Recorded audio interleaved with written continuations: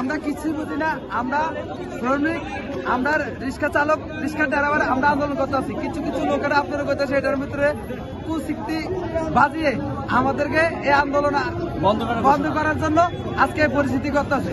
আমরা কি ছাত্র ভাইদের জন্য আন্দোলন করি নাই? আমরা কি হেদেরকে নিয়ে হাসপাতাল দৌড়াদৌড়ি করি নাই? আজকে হেরা আমাদের বিপক্ষে নিয়ে সমালোচনা করে আজকে এসবগুলি কারবার গুলা করতেছে। এরা কি ভালো করে না খারাপ করে?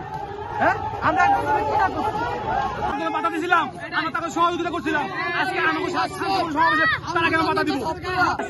এরা ছাত্র কাছে ছাত্র বাবার থেকে চলে, আমরা রিক্সা চালিয়ে চলি, আমরা রিক্সা চালিয়ে খাই, ছাত্র চলে বাবার থেকে। আমার এখানে বাবা 500 টাকা দেন, বাবারা চলে, ছাত্ররা ছাত্ররা সন্ত্রাসী করে আমরা কত চালবো না চালবো ছাত্ররা গেলে আমরা হামলা দিব। এই ছাত্ররা বাবার টাকা হামলা দিবে।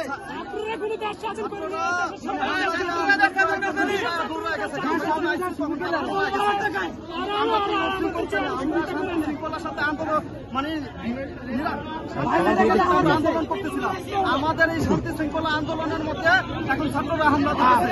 এটা কাজ চাল, তারা এগুলি করতেছে। আমরা তো কোনো দেশদ্রোহী কাজ করতেছি না। আমরা আমাদের জীবিকা অর্জনের জন্য, আমাদের কর্মসংস্থানের জন্য আমরা আন্দোলন করতেছি। আমরা কোনো বানচুর, কোনো মারামারি, কোনো হানাহানি আমরা চাই না। কেন আমাদেরকে এরকম হয়রানিমূলক কাজ করতেছে ছাত্ররা? আমরা কি ছাত্রদের পাশে ছিলাম না? ছাত্ররা কেন আজকে এরকম দোষরের মতো কেন আমাদের সাথে এই সমস্ত কাজ করতেছে? আমরা ছাত্রদেরকে তীব্র নিন্দা জানাই, যাদের জন্য আমাদের জীবন বাজি রাখতে আমরা আন্দোলন করছিলাম স্বৈরাচার সরকার বিরুদ্ধে। যাদেরকে গুলি খাইতে তারা কিভাবে আজকে আমাদের গায়ে হাত তুলে?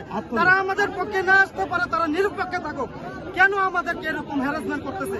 আমরা ছাত্রদেরকে তীব্র নিন্দা জানাই। আমরা কি ছাত্রদেরকে সুবিধা দেয় না? আমরা কি ছাত্রদেরকে সার্ভিস দেয় না? ছাত্ররা কি এটা কি মাথায় নাই যে তারা আমাদের আমাদের সংগ্রামী, তারা কিভাবে ভুলে গেল? তারা কিভাবে আপনি অনিষ্ট হয়ে গেল?